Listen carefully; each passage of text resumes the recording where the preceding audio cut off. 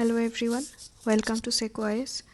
So guys, today's practice question is explain the significance of 101st Constitutional Amendment Act.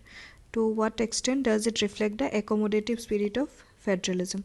Okay, so this was asked in 2023 main GS2 paper. Okay, so we will introduce by first defining 101st Constitutional Amendment Act. What was it? This has introduced the Goods and Services Tax, that is GST.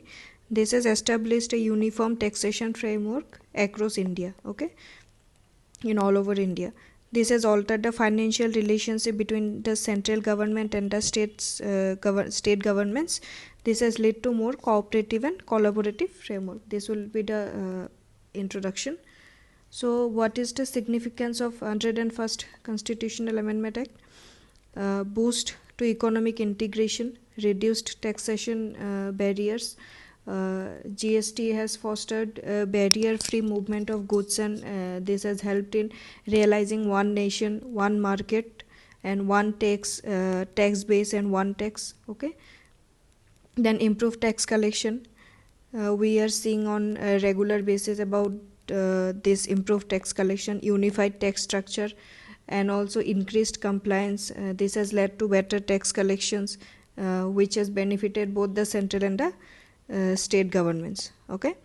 Then also enhanced transparency. So basically GST, this is a technology driven tax which has reduced tax evasion and also increased transparency and ensures a more robust revenue collection mechanism. Then equitable state revenue. Implementation of GST has also affected how revenue was distributed among states. For example, rules factored in population, other criteria result in a fairer distribution of revenue among the states. Okay, how to what extent it has reflected the accommodative spirit of federalism. For example, 101st Constitutional Amendment Act was unanimously passed by the states. Okay, this has reflected the spirit of cooperative federalism. Then GST Council.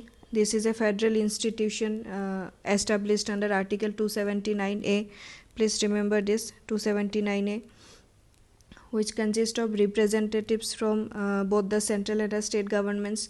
For example, it includes Union Finance Minister, act as the chairperson, ministers of finance or taxation from each state. Then constitutional support for cooperative federalism. It fosters cooperation and effectively address fiscal federal dispute, which serve as a forum for dialogue, negotiation and mutual agreement. For example, GST Council has allowed the Kerala government to impose additional cess to deal with the Kerala floods of 2018. Okay, so this is constitutional support. Consensus based decision making. For example, every decision which include related to tax rates, exemption and administrative issues require the approval of at least 3/4 of the GST Council members. Then this GST Council also address regional imbalances, acknowledge regional disparities and concerns. For example, establish mechanism like the compensation cess and GST compensation fund to address revenue shortfall faced by certain states during the initial implementation phase.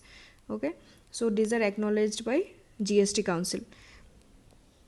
So how can we conclude? Implementation has contributed to a more unified and harmonized tax regime, maintained the spirit of cooperative